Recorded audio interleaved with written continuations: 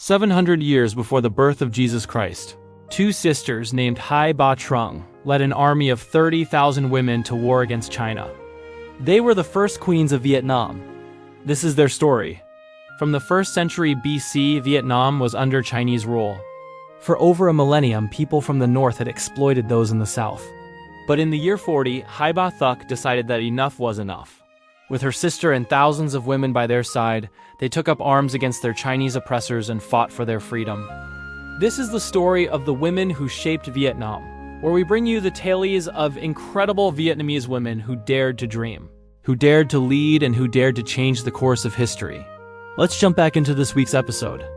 In the beginning, there was just one Hai, but after marrying into the royal family of Van Lang, she became Hai Bà, or Lady Hai. She was not born into royalty. Her father was a Mandarin and her mother was a local Vietnamese.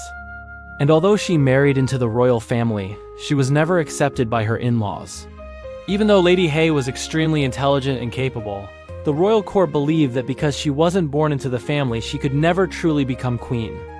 They refused to make her queen consort and instead only gave her the title of Lady Hai. While Lady Hai may have been frustrated at the lack of respect that she received, she channeled her energy into her two daughters, Princesses Trưng, whom she raised to be strong and independent. She taught them everything she knew and made sure that they understood how to fight and defend themselves. She also passed down to them the stories of the ancients, hoping to inspire them to do great things. Unfortunately, the princess's father died when they were still young. And so when Lady Hai saw that her brothers-in-law were mistreating her daughters, she stepped in and assumed the role of the king. She ruled wisely and with compassion, treating everyone fairly and equally regardless of social standing. Unfortunately, her stepsons did not agree with her leadership and murdered her, hoping to take the throne for themselves. When the princesses heard about their mother's death, they immediately set out to find the person responsible. After gathering evidence, they discovered it was their uncles. However, they were now in hiding. So the princesses turned to the people for support. The people of Van Lang loved Lady Hai for all that she had done for them. And when they heard about how she had been killed, they rose up in rebellion against the two princes. The sisters knew that they had the people on their side, but they needed an army. And even though it was unheard of for women to be soldiers back then, the princesses were determined to raise an army of 30,000 women. They rode on elephants and chariots, each carrying a spear, sword, or bow and arrow. But they weren't just fighting for their mother or for themselves. They were fighting for all Vietnamese women. The sisters wanted to end the Chinese domination once and for all. However, their army was much smaller than their enemies. So before going to war, the sisters needed to gather allies. The Trưng sisters traveled from village to village, calling for men to join their cause. Many initially refused, thinking that the Chinese were invincible. But the sisters' bravery and determination eventually wore them down, and many men joined their cause. Eventually, they assembled an army of over 40,000 soldiers, half of which were elite male fighters and the other half were female soldiers led by the two princesses. It was finally time to take on the Chinese. The sisters divided their army into 3 groups. The largest group was sent to attack the Chinese supply lines so the soldiers would have to retreat without food. The second group positioned themselves strategically to cut off the enemy's escape route. And the third group, which consisted of the strongest and bravest soldiers, waited in the middle for the opportune moment to strike. As the battle began, the first 2 groups successfully executed their plan. The Chinese army was trapped with no way out. The sisters knew that now was their chance to strike. They led the third group into the battlefield and charged towards the enemy.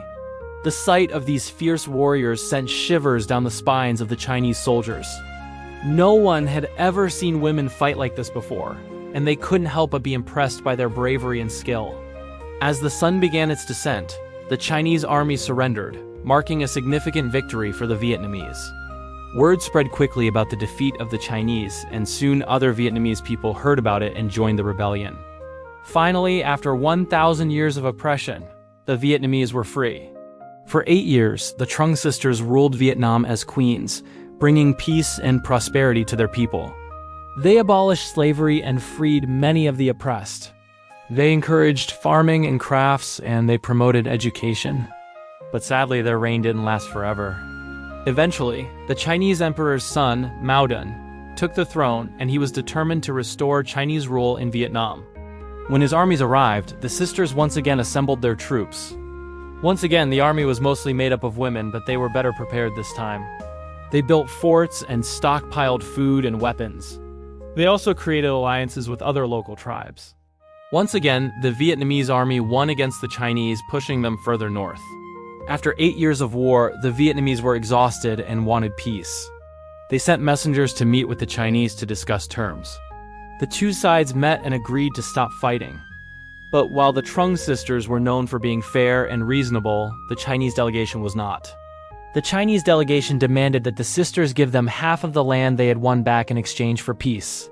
However, the princesses refused, saying that they would rather die than give up any of their land. Hearing this, the Chinese became enraged and attacked. The sisters barely managed to escape with their lives and had to flee to a small island south of Vietnam. Although the princesses were willing to fight, most of their soldiers were farmers and fishermen. They didn't want to fight anymore and just wanted to go home. The princesses knew that they couldn't win against the Chinese army, so they went into hiding.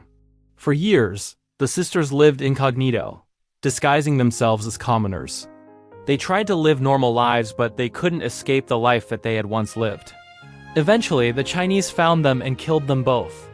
Although they lost their lives, the Trung sisters are still remembered as heroes.